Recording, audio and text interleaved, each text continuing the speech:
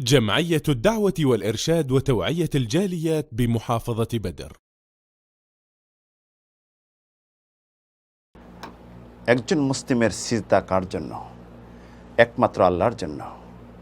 একজন মুসলিম পৃথিবীতে সিজদা করবে, এই কপাল শ্রেষ্ঠ স্থান নোয়াই দিবে, লুটে পড়বে।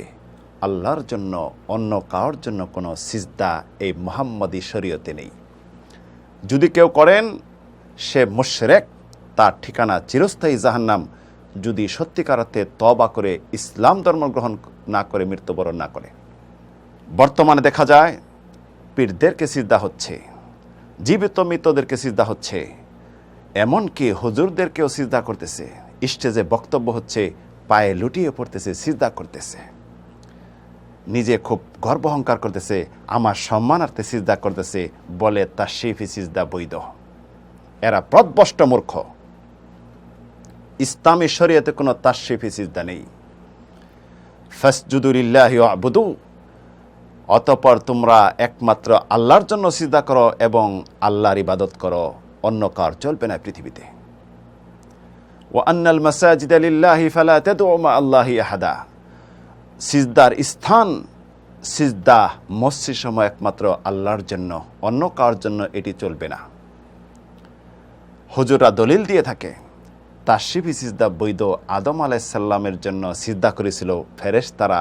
ইবলিস লানতপ্রাপ্ত হয়েছিল, কিয়ামত পর্যন্ত লানতপ্রাপ্ত আদমকে সিজদা না করার কারণে।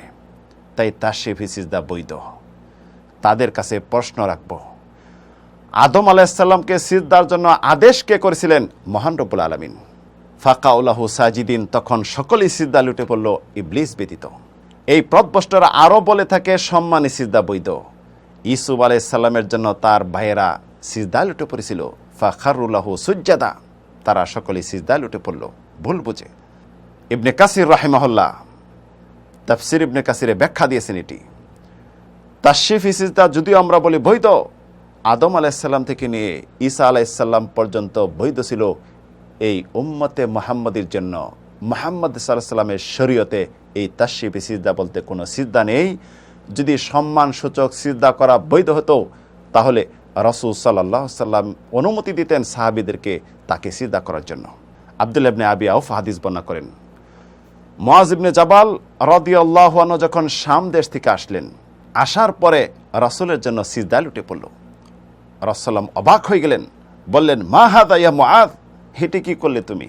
মুআজ তখন বলল, আমি শাম দেশ থেকে আসছি, মনে মনে আমার একটি আশা যে আপনার জন্য সিজদা করব, কারণ শাম দেশে দেখছি যারা ধর্মযাজক, রাষ্ট্রের প্রধান, সম্মানী ব্যক্তি, তাদের জন্য সাধারণ মানুষ সিজদা করতেছে, তাই আমি এটা আপনার জন্য করছি। আর রাসূল সাল্লাল্লাহু আলাইহি সাল্লাম তখন বললেন, ফালা তাফআলু, এটি যা করেছো আর কখনো এটি করবে না।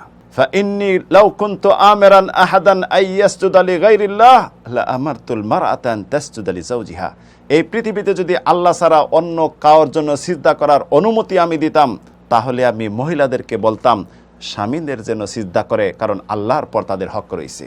তাই এই পৃথিবীতে আল্লাহ ছাড়া কোনো মুসলিম যদি জীবিত মৃত পীর হোক না কেন, যার জন্যই করুক না কেন, সিজদা যদি কেউ করে সে মুশরিক, তার ঠিকানা চিরস্থায়ী জাহান্নাম।